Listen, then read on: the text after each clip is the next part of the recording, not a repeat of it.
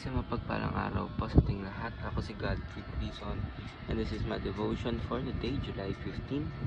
And ang topic po natin for today is nagkulat ba ang Diyos or omniscience? So ano po ba yung omniscience? Omniscience po is the doctrine that God fully knows Himself and all things, both actual and possible, in one simple and eternal act. This means God never learns, forgets, or discovers anything. Ibig sabihin po, His knowledge is infinite, immediate, and perfect. He knows the past, present, and future without limitations. And He sees the end from the beginning and understands every thought, motive, and outcome. This should humble us, comfort us, lead us to worship. God is never surprised, never caught off guard. His knowledge serves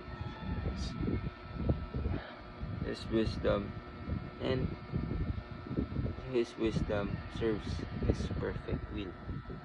So, ano po ba yung ibig sabihin ng omniscient? Gaya nga po sa sinabi ko, yung concept po ng omniscient natin ay all-knowing. Ibig sabihin ng ating Panginoon na hindi siya nagugulat man or hindi siya na-caught off guard. Alam niya po lahat ng nangyari. At itong nangyari na. Kasi ang ating Panginoon, diba, siya nga creator ng ating universe. And talagang hindi siya nakabound sa kahit ano ng time, space, energy, gravity. Hindi nakabound ng ating Panginoon doon.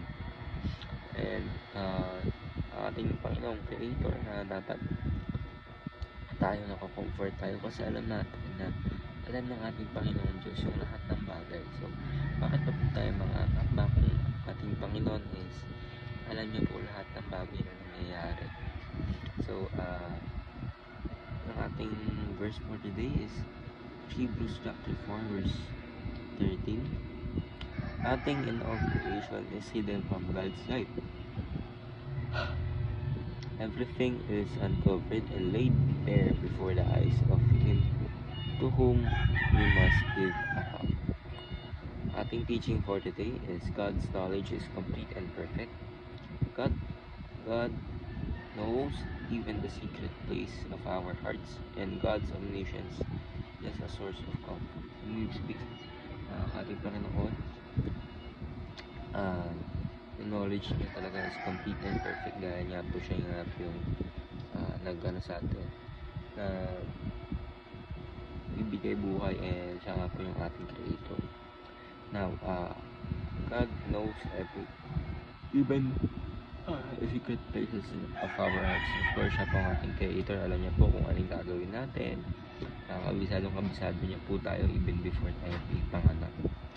And last teaching is God's omniscience is a source of comfort. Ibig sabihin, bakit pag yung mga so, alam natin ng ating Panginoong Diyos, ang Nasa Kristo, banal na Espiritu, ay omniscient and alam lahat ng bagay.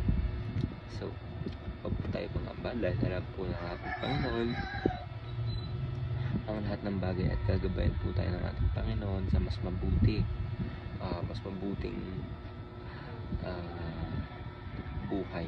So, ayun na po, ako si Godfrey Quezon and this is my devotion for today, July 15. Sana po marami ka